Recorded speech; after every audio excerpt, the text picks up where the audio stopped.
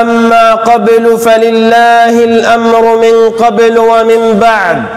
إخوة الإسلام والعقيدة، حياكم الله وبياكم وسدد على طريق الحق خطاي وخطاكم. إخواننا شعب إندونيسيا الشقيق، الشعب الطيب الوفي الكريم المعطاء، ما سمعنا عنكم أيها الكرام إلا خيرا، وما رأينا منكم إلا خيرا، دفاعا ونصرة عن فلسطين وقضية فلسطين. تناهى إلى أسماعنا أيها الكرام أن رئيس جمهوريتكم السابق قد نادى بحرية فلسطين في أكثر من مرة، ورفض التطبيع مع إسرائيل وإقامة علاقات معها في الوقت الذي طبعت فيه دول عربية كثيرة للأسف الشديد. تناهى إلى أسماعنا أيها الكرام أن عددا من لاعبي الجودو الإندونيسيين في الألعاب الأولمبية رفضوا منازلة خصوم إسرائيليين تأكيدا منهم على حق فلسطين في أرضها ومقدساتها، ودفاعا عن إخوانهم في فلسطين. أيها الكرام، شعب فلسطين يحبكم ويودكم ويقدر ما قدمتموه وتقدموه لفلسطين قضية وشعبا، وليس أدل على ذلك ما صرح به مفتي فلسطين المحتلة في أربعينيات القرن الماضي حين كانت إندونيسيا محتلة من قبل الهولنديين، حين صرح بوجوب المشاركة الإندونيسيين في قتالهم ووجوب القتال معهم حتى تحرير أرضهم كاملة. ذلك أيها الكرام يجسد قول الله عز وجل: إنما المؤمنون إخوة. ذلك يجسد قول النبي صلى الله عليه وسلم: مثل المؤمنين في توادهم وتراحمهم وتعاطفهم كمثل الجسد الواحد إذا اشتكى منه عضو تداعى له سائر الجسد بالسهر والحمى. يقول الله عز وجل في محكم التنزيل مبينا هذه الأخوة وأننا أمة واحدة، إلهنا واحد وربنا واحد، بعد أن أعوذ بالله من الشيطان الرجيم. بسم الله الرحمن الرحيم: وإن هذه أمتكم أمة واحدة وأنا ربكم فاعبدون. فجزاكم الله خير الجزاء وبارك الله فيكم، ونسأل الله عز وجل الذي جمعنا في مسجدكم العامر الطيب بأهله الجميل أن يجمعنا وإياكم يوم القيامة في جنات ونهر ومقعد صدق عند مليك مقتدر، إنه ولي ذلك والقادر عليه.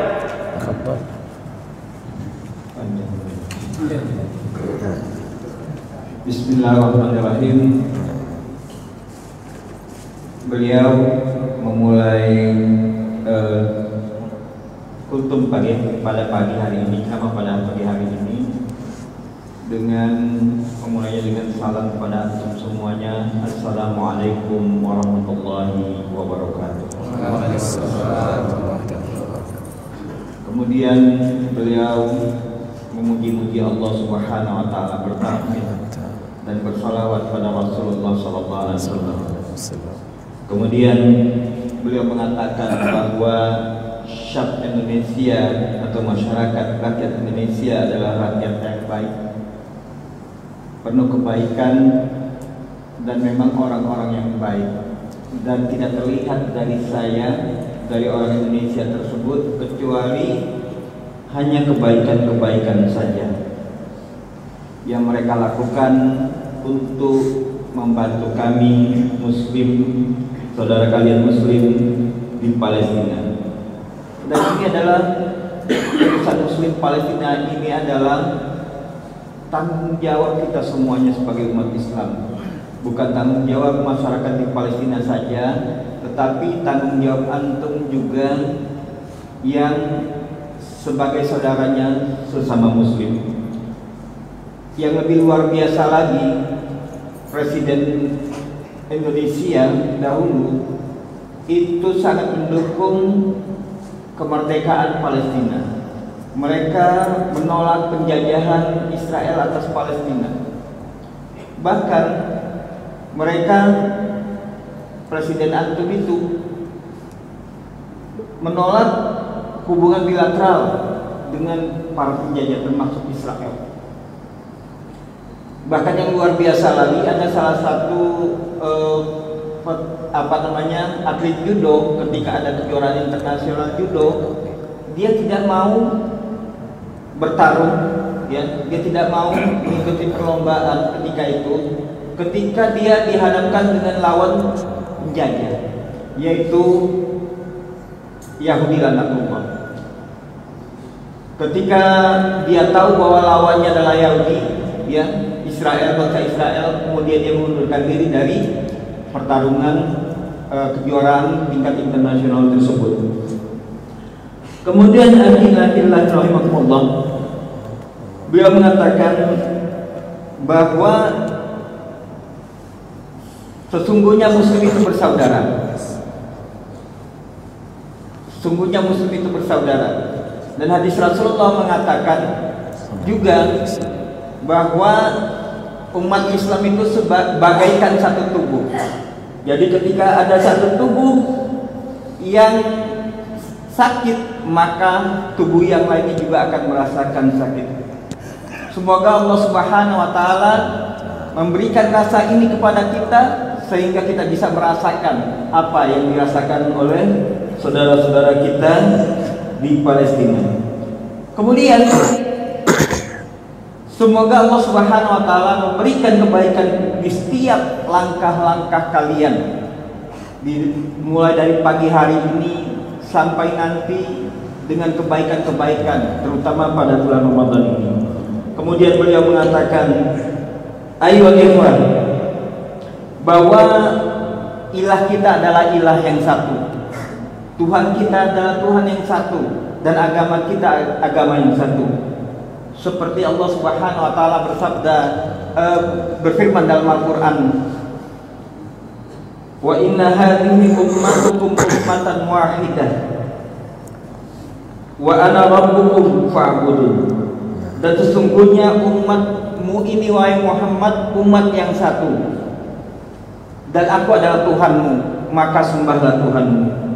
Maka dari itu, karena kita adalah umat yang satu dan kita adalah agama yang satu, dari milah yang satu, dari ilah yang satu, maka persatuan antara kita semuanya haruslah tetap dijaga. Hubungan kedua negara haruslah tetap dijaga, dan masyarakat Palestina sangat mencintai antum semuanya karena Allah Subhanahu wa taala.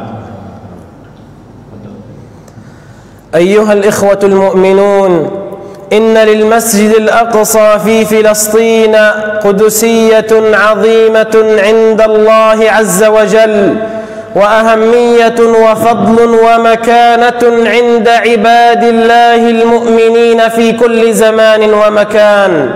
والدليل على ذلك ما ورد في قرآن الله من آيات وما ورد من أحاديث نبوية توضح وتبين فضل مكانة المسجد الأقصى، حيث قال الله عز وجل في بداية سورة الإسراء بعد أن أعوذ بالله من الشيطان الرجيم، بسم الله الرحمن الرحيم، سبحان الذي أسرى بعبده ليلا من المسجد الحرام إلى المسجد الأقصى الذي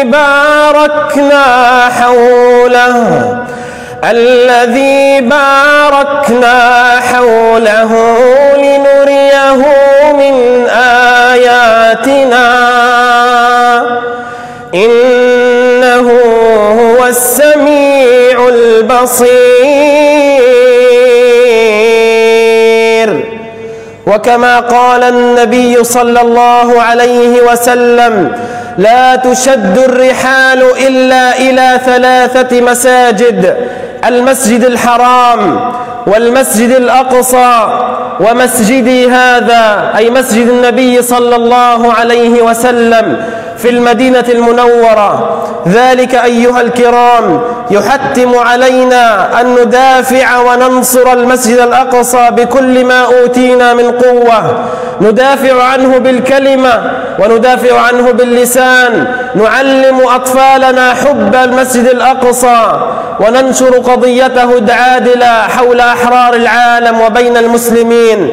نعم أيها الكرام، ذلك واجب ديني وشرعي وأخلاقي وإنساني، ندافع عنه بكل ما نملك، كما قال الله عز وجل: وأعدوا لهم ما استطعتم من قوة ومن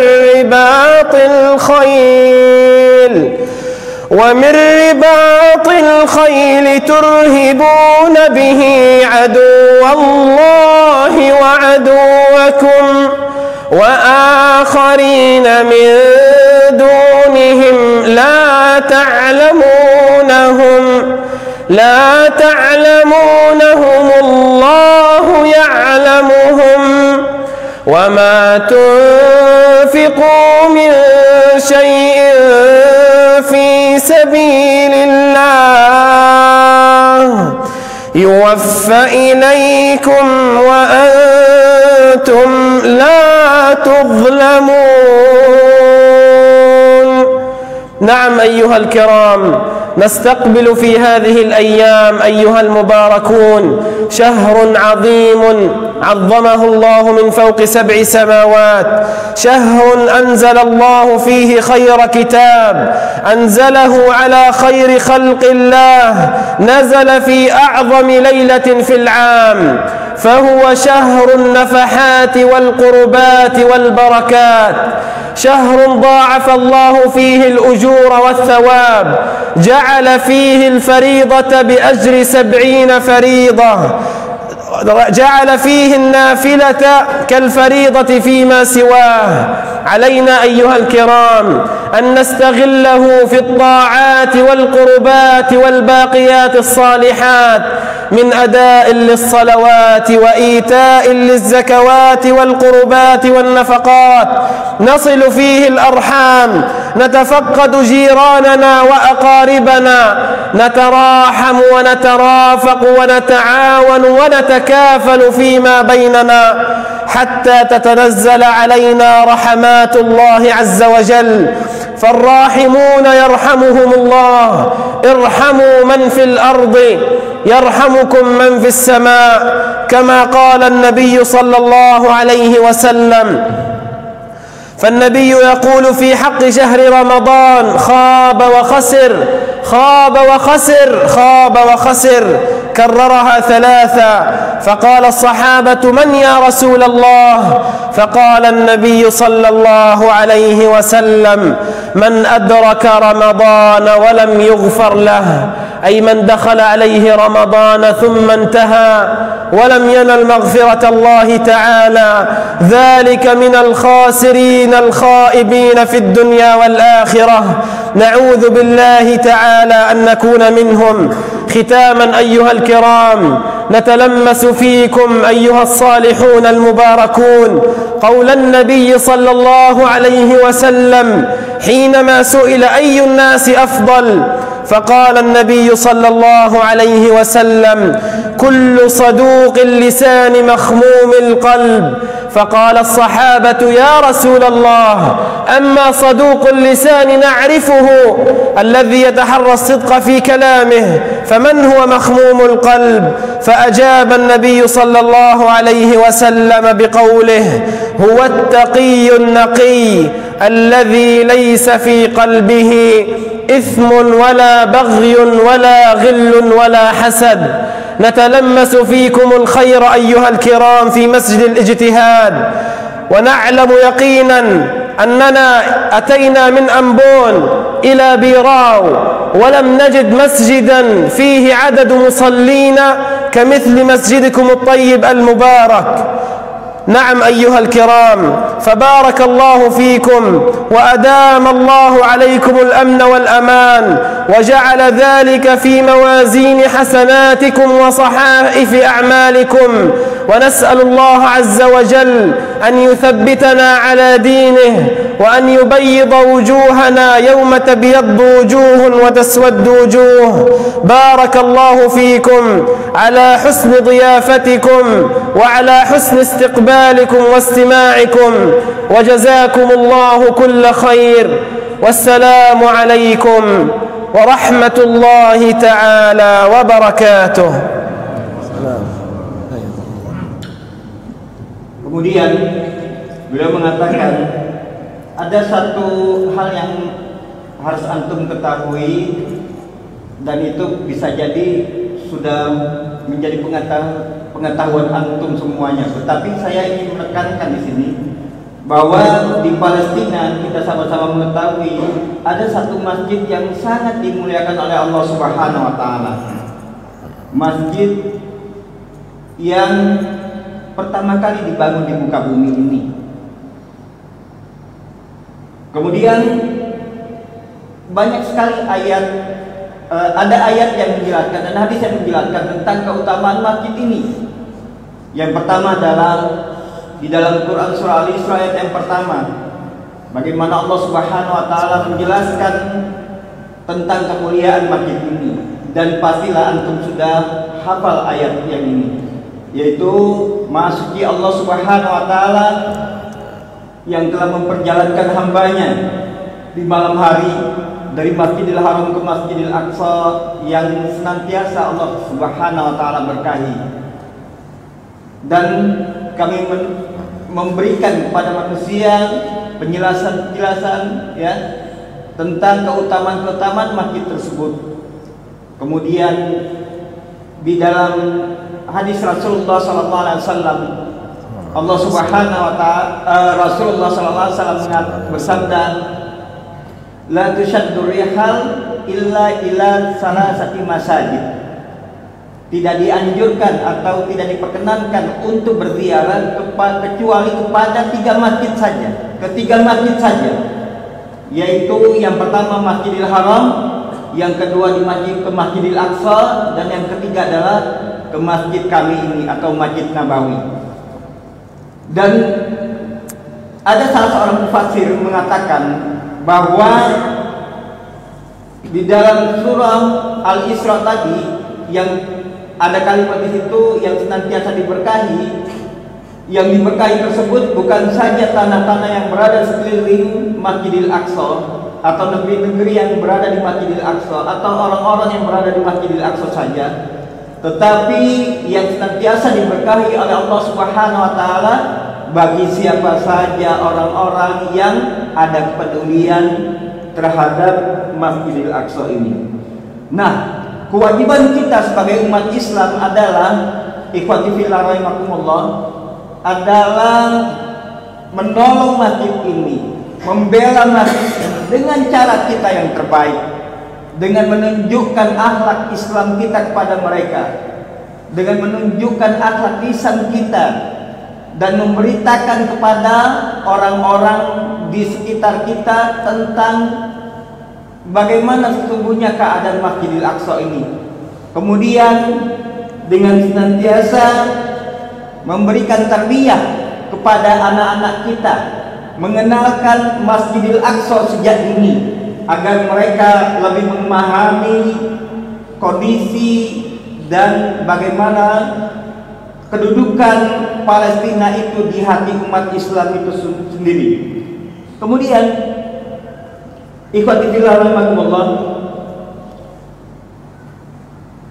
seperti kita ketahui bahwa akhir-akhir ini dan dari dulu juga bahwa Israel laknatullah alaihim ya, mereka menghancurkan gedung-gedung di Palestina, menghancurkan rumah-rumah, membunuh orang-orang yang tak berdosa, kemudian memenjarakan anak-anak.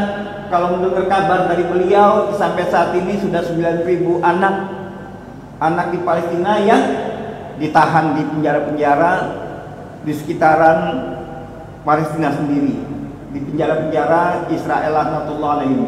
Mereka menangkapi anak-anak tanpa berdosa tersebut tanpa ada alasan sedikit pun. Kemudian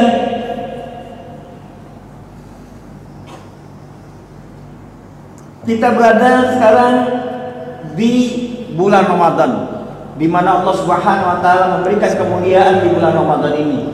Allah melipat gandakan segala amal di bulan Ramadan ini, dan Allah menurunkan Al-Qur'an yang mulia di bulan Ramadan ini.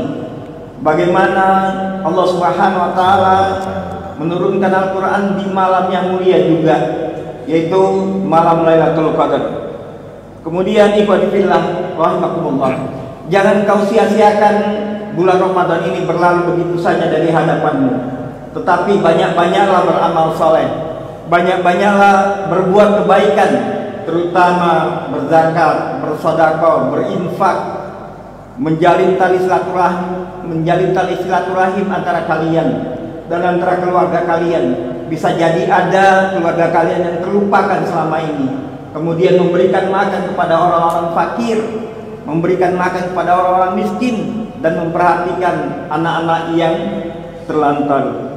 Karena Allah Subhanahu wa taala memberikan balasan yang berlipat ganda pada bulan Ramadan ini, 70 kali lipat daripada sebelumnya, bahkan lebih dari itu.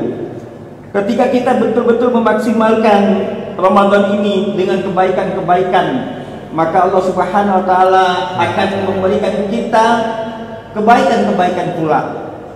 Ketika kita menyayangi orang-orang sekeliling kita, maka Allah Subhanahu wa taala akan menyayangi kita juga. Makhluk-makhluk Allah yang di langit akan menyayangi kita juga. Maka dari itu Rasulullah SAW menyebutkan dalam salah satu hadisnya, merugi, sangatlah merugi orang-orang yang tahu bahwa bulan ini adalah bulan Ramadan, tetapi mereka tidak bisa memaksimalkan di dalam bulan Ramadan ini. Dalam artian mereka keluar dari bulan Ramadan tetapi tidak diampuni dosanya oleh Allah Subhanahu wa taala. Nauzubillah, summa nauzubillah, kata beliau. Mudah-mudahan kita tidak termasuk orang-orang yang merugi di dunia dan di akhirat. Kemudian beliau menyebutkan juga salah satu hadis. Ada salah seorang sahabat bertanya kepada Rasulullah SAW, "Wahai Rasulullah, siapakah di antara umatmu yang paling mulia di sisi Allah Subhanahu wa taala?" Beliau menyebutkan orang yang paling mulia di sisi Allah Subhanahu wa taala adalah orang yang saduqul lisan, yaitu yang senantiasa menjaga lisannya, senantiasa berkata jujur, dan mahmumul qalb. Kemudian para sahabat tadi mengatakan, kalau saduqul lisan kami tahu ya Rasulullah, yaitu senantiasa menjaga lisannya dari keburukan-keburukan dan harus berkata jujur. Tetapi yang mahmumul qalb ini apa ya Rasulullah? Kami belum tahu ya Rasulullah. Dan Rasulullah SAW mengatakan bahwa mahmumul qalb itu hati yang suci, hati yang bersih, hati yang terhindar dari rasa dengki dan hasad. Ketika kita mengkondisikan hati kita dengan kebaikan-kebaikan, maka Allah Subhanahu wa taala akan memberikan kebaikan-kebaikan kepada kita juga dan memuliakan kita di dunia dan di akhirat. Semoga kita termasuk orang-orang yang di dalamnya. Amin amin ya rabbal alamin. Kemudian yang terakhir adalah sebagaimana kita berkumpul di tempat ini, semoga Allah Subhanahu wa taala mengumpulkan kita di akhirat kelak dengan wajah yang bercahaya. Amin amin ya rabbal alamin. Saya sebelum ini dari Ambon, kemudian datang ke Berau ini, berkeliling beberapa masjid, tidak pernah saya temukan masjid yang seramai masjid antum ini. Masya Allah. Jadi di masjid antum ini yang paling ramai. Jamaah yang mau bertahan dan mau mendengarkan, semoga saja tergugah dan mau berinfak di jalan Allah Subhanahu wa taala untuk kebaikan Palestina itu sendiri, untuk kita membebaskan Palestina itu.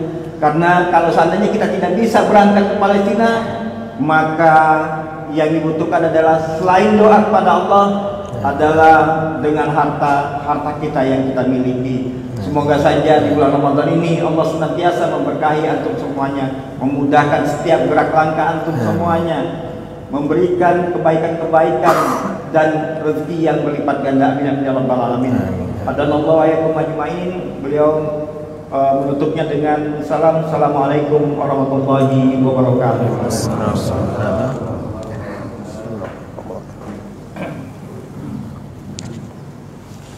Bismillahirrahmanirrahim. Assalamualaikum warahmatullahi wabarakatuh. Bapak Ibu rahmatullah, demikian tadi tausiah yang disampaikan oleh Bapak kita. Ini beliau Syekh Mahfud Muhsin ini berasal dari kota Rafah, perbatasan Gaza dengan Mesir. Beliau diutus oleh Pemerintah Palestina untuk menyapa masyarakat Indonesia, yang pertama untuk mengucapkan terima kasih atas bantuan-bantuan yang dikirimkan selama ini kepada masyarakat Palestina, dan bantuan-bantuan tersebut sudah sampai dan bisa digunakan dan bisa dimanfaatkan oleh masyarakat Palestina. Sekaligus ingin menyampaikan beberapa pesan yang tadi disampaikan. Bapak Rahmatullah, sebagai tambahan bahwa hari kemarin, persis hari Jumat, kembali menyerang Masjid Al-Aqsa. Ekstremis Yahudi berencana untuk mengadakan perayaan hari besarnya di pelataran Masjid Al-Aqsa, namun kemudian dihadang oleh masyarakat Palestina sebagai wujud pembelaannya agar Masjid Al-Aqsa tidak sampai dikotori oleh mereka.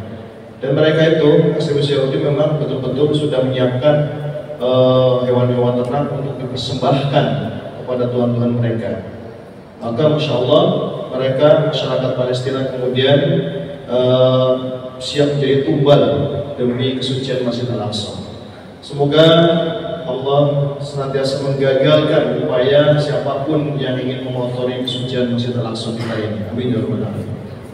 Dan tentu korban berjatuhan kemarin, tapi sampai hari ini belum diketahui berapa korban yang jatuh dari masyarakat Palestina tersebut. Semoga Allah selamatkan umat Islam yang ada di Palestina tersebut, dan juga Allah membuat gagal segala daya, segala upaya untuk menghancurkan Masjid Al-Aqsa ini. Baik, untuk melengkapi apa yang terjadi di sana, teman-teman kita di Palestina, ini adalah file yang kami dapatkan 1 bulan yang lalu. Ini tentang visi dan juga tentang kondisi Palestina hari ini. Mungkin di antara kita ada yang merasa bahwa tidak ada serangan lagi dari Israel ke Palestina, maka urusan Palestina mungkin sudah selesai. Ternyata tidak, Bapak Ibu sekalian. Urusan Palestina di sana masih tetap mencekam kondisinya. Kita nanti bisa lihat. Ini beliau mengatakan siapa yang disebut praktisi ini. Yang disebut praktisi ini adalah orang-orang yang peduli terhadap Palestina, bukan hanya orang Palestina saja, tapi siapapun umat Islam yang peduli terhadap Masjid Al-Aqsa, maka disebut praktisi, disebut mereka adalah pemilik Masjid Al-Aqsa. Nah, ini Bapak Ibu rahmatullah, ini adalah kondisi rumah-rumah yang ada di sekitar Masjid Al-Aqsa, di mana rumah ini adalah rumah hak milik rakyat Palestina yang sudah dihuni selama ratusan tahun, Bapak Ibu. Tapi apa yang terjadi? Mereka hari ini mengalami pembongkaran paksa rumah-rumah mereka sendiri yang sudah dihuni ratusan tahun, yang merupakan warisan dari leluhur mereka. Dan tidak hanya itu, Bapak Ibu sekalian, mereka juga disuruh dipaksa ya, untuk membayar ongkos pembongkaran tersebut. Termasuk kampung Syekh Jarrah. Kampung Syekh Jarrah itu, nama Syekh Jarrah diambil dari nama dokter pribadinya Khalifah Salahuddin Al-Ayyubi. Salahuddin Al-Ayyubi pada saat itu menyerahkan sebidang tanah kepada dokter pribadinya yang bernama Syekh Jarrah untuk didiami beserta anak cucunya nanti. Tapi yang terjadi hari ini, kampung Syekh Jarrah pun tidak luput dari sasaran serangan Zionis Israel. Ini beliau mengatakan bahwa kami harus lari karena setiap saat bom itu selalu diledakkan, dijatuhkan di pelataran rumah-rumah kami.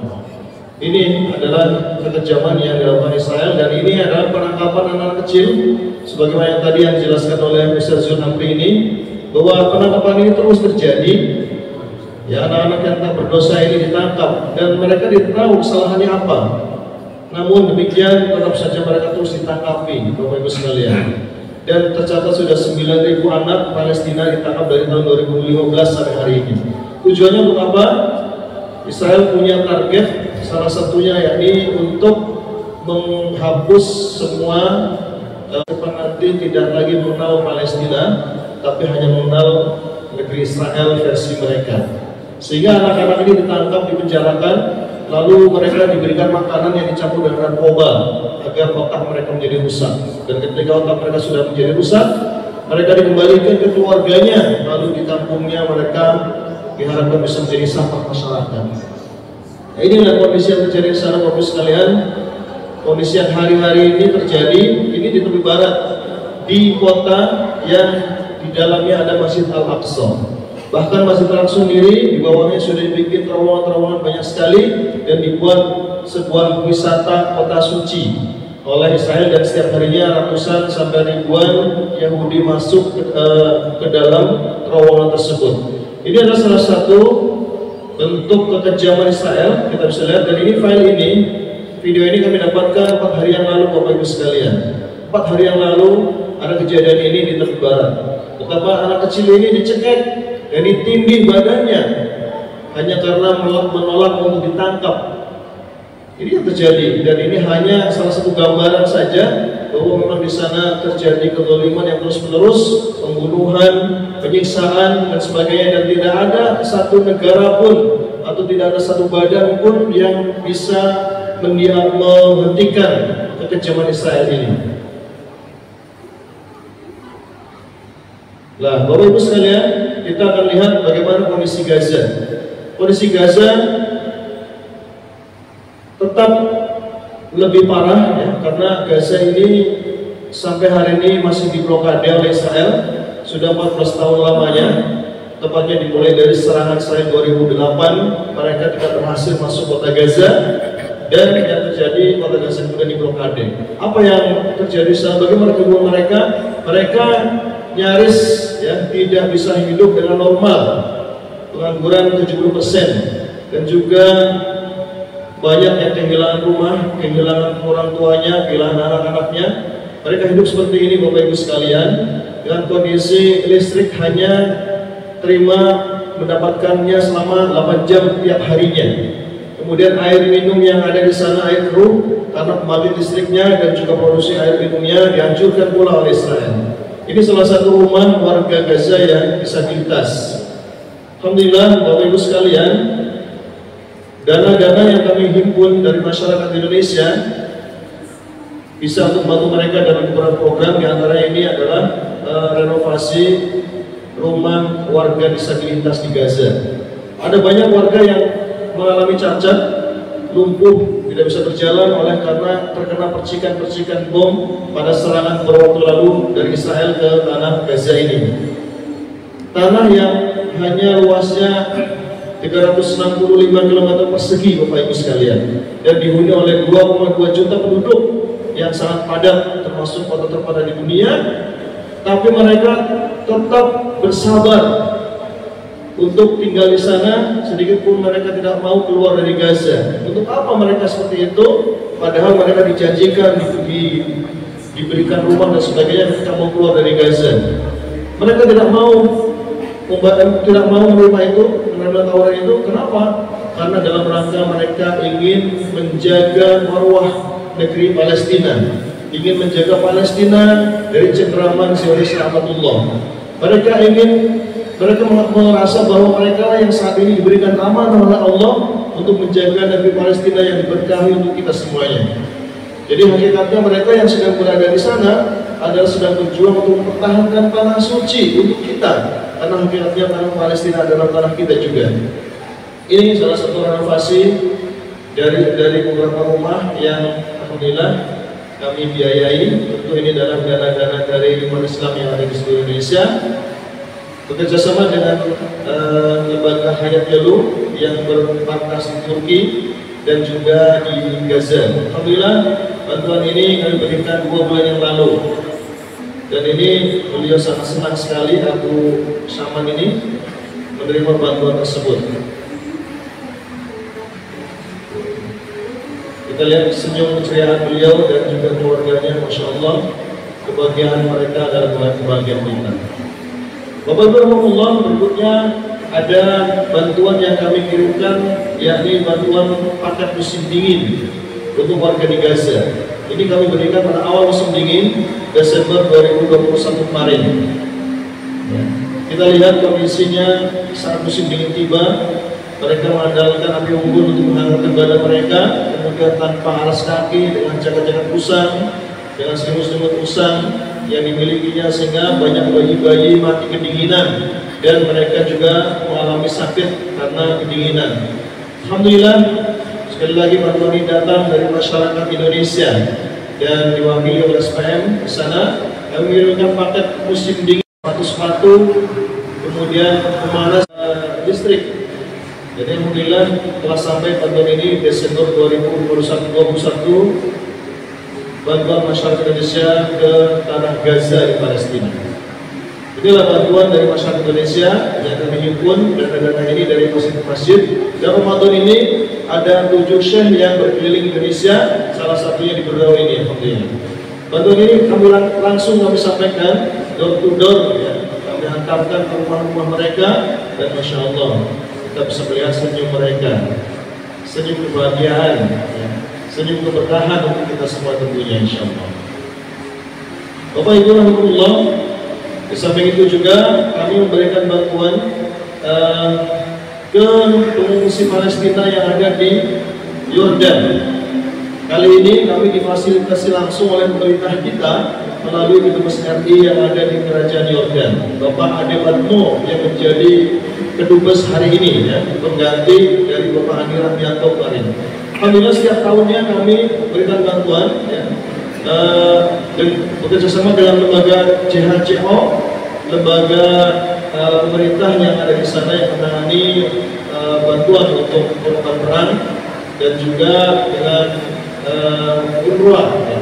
Kami bekerjasama di sana, dan alhamdulillah ini menandakan bahwa lembaga kami SPM Sahabat Palestina Panggil adalah lembaga yang resmi, legal formal. Ini kita bisa lihat di sini bahwa bantuan ini disampaikan langsung oleh Pak Dubes ke pengungsi Palestina yang ada di Yordan. Ada sekitar 22 juta penduduk Palestina yang tinggal di Yordan sampai hari ini. Mereka tidak memiliki pekerjaan yang tetap. Mereka hanya menjadi buruh bangunan kasar dan juga pekerjaan lain yang tidak mencukupi kehidupannya. Alhamdulillah bantuan ini telah sampai. Karena itu Bapak Ibu sekalian yang dirahmati oleh Allah SWT, kami juga memfasilitasi pada Bapak Ibu sekalian hari ini, pagi ini, dan Allah menjadi saksi bahwa kita semua tentu ingin membela Palestina. Betul seperti itu ya Pak ya? Saya ingin bertanya sekali lagi, apakah kita ingin membela Palestina, Pak? Takbir. Allahu Akbar. Karena itu mari kita bela Palestina dengan doa dalam sholat kita, dalam doa kita, serta dengan donasi yang kita kumpulkan hari ini. Silakan kepada Bapak yang ingin menitipkan dananya untuk program-program ke depan di bulan Ramadan ini dan ke depannya. Kami memiliki beberapa program Bapak Ibu sekalian. Ya, silakan bisa berkeliling sudut untuk menyapa jamaah Masjid Al-Istighfar ini untuk sama-sama kita bisa membela saudara kita Palestina. Berapapun donasi yang terkumpul pada pagi hari ini, kami akan kumpulkan dan kami akan berikan, kami akan salurkan dalam berbagai program. Kita bisa lihat program pertama ini, Bapak Ibu, program unggulan kami adalah Tajul Waqaf. Apa itu Tajul Waqaf? Yakni membiayai anak-anak untuk dikarantina tahfidz Quran. Jadi program ini adalah mencetak para hufad, dan para hufad ini ketika sudah hafid 30 juz, dari sinilah mereka berjuang. Dan ini pula Bapak Rahmatullah yang menjadi rahasia kenapa kota Gaza sampai hari ini tidak bisa dimasuki oleh Israel setelah dulunya dimasuki Israel secara penuh. Karena di dalam kota Gaza ini sudah ada 50.000 anak yang hafid 30 juz. Salah satunya beliau, Syekh Muhammad ini. Ini biayanya berapa Bapak Ibu sekalian? untuk biaya mereka di karantina selama 1 tahun plus biaya untuk membayar muhafidnya, membayar gurunya itu sebesar 25 juta rupiah. Dan sudah ada 100 halaman Quran yang sudah kami biayai dari 100 donatur yang ada di Indonesia ini. Dan targetnya Ramadan ini Bapak Ibu, kami ingin mengirimkan lagi, membiayai sekitar 50 halaman Quran yang ada di Gaza. Satu halaman ini terdiri dari 10 sampai 12 anak Bapak Ibu rahmatullah. Mengapa harus mengkarantina mereka? Bapak Ibu, bahwa pasca serangan-serangan yang dilakukan bertubi-tubi oleh Israel itu, anak-anak banyak yang kehilangan orang tuanya, banyak yang kehilangan rumah-rumah mereka, sehingga mengalami trauma yang sangat dahsyat. Maka satu-satunya cara untuk menghilangkan trauma itu adalah menyibukkan mereka dengan hafalan Quran. Dan Masya Allah, sangat tepat film ini, karena kemudian anak-anak ini traumanya menjadi hilang. Tidak hanya itu saja, mereka bisa kembali tersenyum dan memiliki harapan di masa depan yang cerah. Inilah maksud mengapa harus mengkarantina mereka dengan karantina hafalan. Tidak hanya itu saja Bapak Ibu sekalian, bahkan dari sinilah mereka berjuang. Mereka yang hafal Quran ini kelak akan menggantikan pemuda-pemuda yang hari ini berjuang menghadapi penjajahan Anatullah, insya Allah. Dan juga tidak hanya itu Bapak Ibu yang mau menjadi donatur ini berarti sudah masuk dalam firman Allah Subhanahu wa taala, a'udzubillahi minasyaitonir rajim, inna nahnu nazzalna dzikra wa inna lahu lahafizun. Sesungguhnya kami yang telah menurunkan Al-Qur'an dan kami pula yang akan menjaganya. Allah menggunakan kalimat nahnu. Salah satu maksudnya adalah ingin melibatkan kita, siapapun kita bisa menjadi orang atau bisa menjadi komponen yang menjaga Al-Quran itu. Siapa? Yakni orang yang menghafal Al-Quran, mungkin 30 juz, atau kalau tidak bisa, mereka yang membiayai anak-anak untuk menghafal Al-Quran. Bayangkan Bapak Ibu sekalian, penghafal Quran ada di Gaza, di tanah yang diberkahi, dan kemudian hasilnya mereka menjadi hafid Quran dan juga menjadi pejuang di sana. Maka kita bisa bayangkan berapa pahala yang akan kita dapatkan ketika bisa membiayai mereka yang ada di sana. Bagaimana caranya untuk berkontribusi ini Bapak Ibu? Apakah harus dibayar langsung? Tidak. Ya, Bapak Ibu boleh cukup menulis nama dan nomor HP-nya, lalu menulis komitmen tajwid wakaf. Bagaimana caranya? Nanti bisa ditransfer dan bisa dicicil Bapak Ibu. Boleh atas nama pribadi atau atas nama kelompok, atas nama keluarga besar, atau atas nama yayasan dan sebagainya. Alhamdulillah di biro ini sudah ada 1 donatur yang siap membiayai tajwid wakaf ini, 25 juta rupiah. Bisa dicicil selama 1 tahun dan cukup ditulis nama dan nomor HP-nya. Langsung akan kami berikan hadiah berupa figura Al-Aqsa dan juga syal dari Syekh Mahmud. Saya ingin tawarkan di sini Bapak-Bapak sekalian, adakah di antara Bapak sekalian yang ingin mengambil bagian menjadi donatur tajwid wakaf ini? Silakan. 25 juta rupiah bisa dicicil selama 12 bulan. Dan ketika sudah lunas, insya Allah kami akan buatkan video seperti tadi ini, video anak-anak yang dibiayainya beserta nama Bapak ditulis di sana, di banner yang disediakan di sana insya Allah. Ketika sudah lunas, ada Bapak sekalian, cukup ditulis nanti nama dan HP-nya, lalu kemudian tajwid wakaf akan kami berikan hadiah figura Masjid Al-Aqsa dan juga syal dari Syekh Mahmud. Ada Bapak Ibu sekalian yang di sini. Mungkin ada yang menjadi donatur kedua. Yang pertama Pak Dokter kemarin sudah. Yang kedua barangkali ada ingin menjadi donatur tajwid wakaf, dipersilakan. Berikutnya selanjutnya adalah program kami yang kedua, mengirimkan paket sembako untuk Palestina. Bapak Ibu rahmatullah, paket sembako ini harganya satu paketnya Rp500.000 saja. Tapi satu paket ini bisa untuk makan satu keluarga untuk 1 bulan. Maka sama ya, tidak harus hari ini mentransfernya. Kami siapkan, kami fasilitasi untuk siapa saja yang ingin berkontribusi untuk paket-paket sembako ini.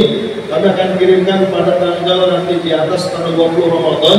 Kami menunggu Syekh pulang dulu dari Indonesia. insya Allah kami akan kirimkan paket-paket sembako untuk warga Gaza. Mereka bisa buka puasa dengan paket sembako yang kita kirim ini, insya Allah.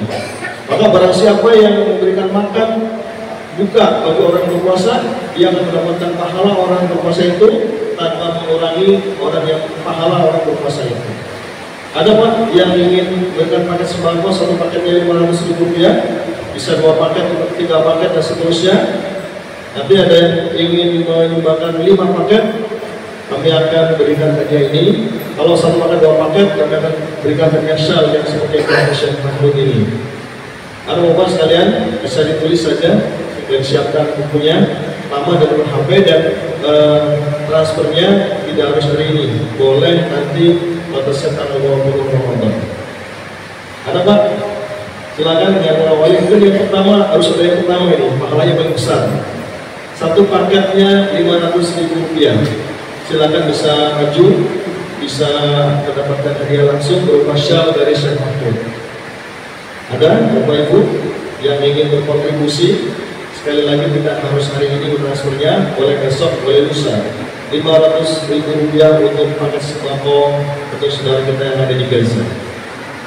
Berikutnya, yang ketiga program kami adalah wakaf Quran, kali ini untuk saudara kita yang ada di Afrika.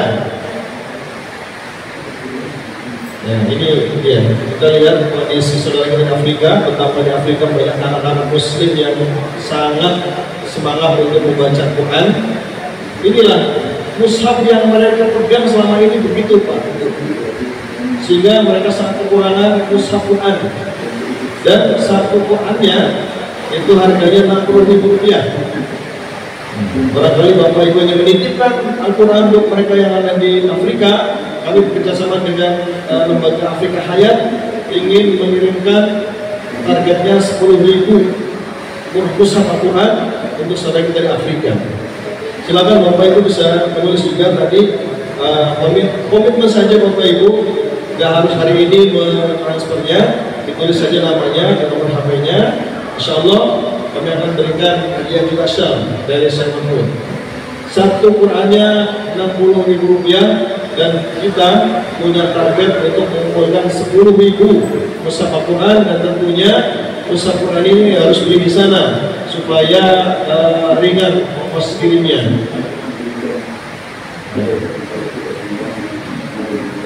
Ya. Ada Bapak Ibu sekalian yang siap? Nah, kalau siap kan kita catat. Siap Pak?